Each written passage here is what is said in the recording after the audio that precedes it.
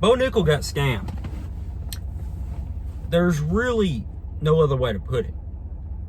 He got brought in for a job interview. He aced the interview. And he didn't get the job. He essentially just got another interview. Is what it looks like to me. And I mean, he couldn't have done any better of a job. I know that the guy that he was fighting is probably not UFC caliber, and he'll be doing something different later on in his life. But did any one of those other guys that he signed look remotely close to as good as him? No. What this is he is using him for another main event on the Contender Series. That's all that is. He could have brought him in.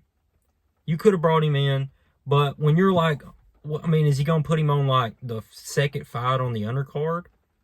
No, because that's not really going to draw people in. He wanted to main event him, and this is the only way you can main event Bo Nickal right now, is on the Contender Series. And I heard he got paid $10,000. I'm not sure if that's right or not, but I mean, I guess that's right for the money. But if you're looking at another organization like a Bellator or a PFL or a One Championship, why don't those guys go after him? I'm not saying they haven't. I don't know if they have or not. But Bellator does this all the time. They'll get guys who are never even had a professional fight. They've just been good on the amateur scene, and they'll bring guys up, and they'll make those guys. And I don't know what they pay their fighters, but why not go after him? He already has the name recognition. And, I mean, he obviously is good at what he does. And I heard someone say that he could go in and beat Alex Pereira right now. And I can't say I disagree with that, because it's such a great matchup for him. But, I mean, obviously, if he goes up against a guy who is a caliber wrestler, how would his striking do then? How would his jiu-jitsu game do then? And against someone like that. But I think he has a lot of promise. He's talking a lot, though. He is talking a lot. He's talking like he's ready for someone to go and compete.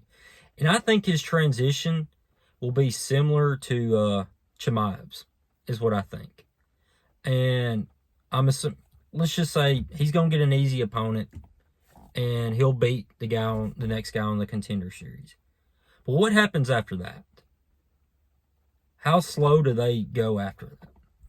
Is it a 3 fights and then fight a ranked guy? Is it 2 or 3 fights and fight a older guy who is an established name? You know, it's going to be interesting to see, and it's also interesting because they're going to be setting him up with probably guys who are not caliber wrestlers, because that's kind of that's just the path that they go. And I think it's the right path, because, you know, it gives him a couple of years to train other aspects of his game where he's not prepared for. And I think he's going to be really good.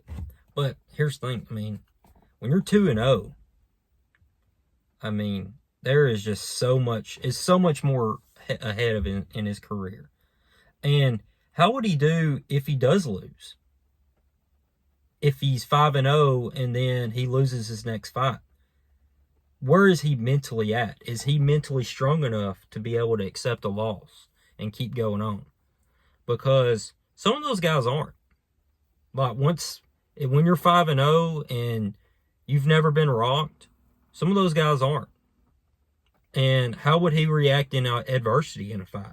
When he loses the first round dominantly, how would he react then? And, you know, I don't know.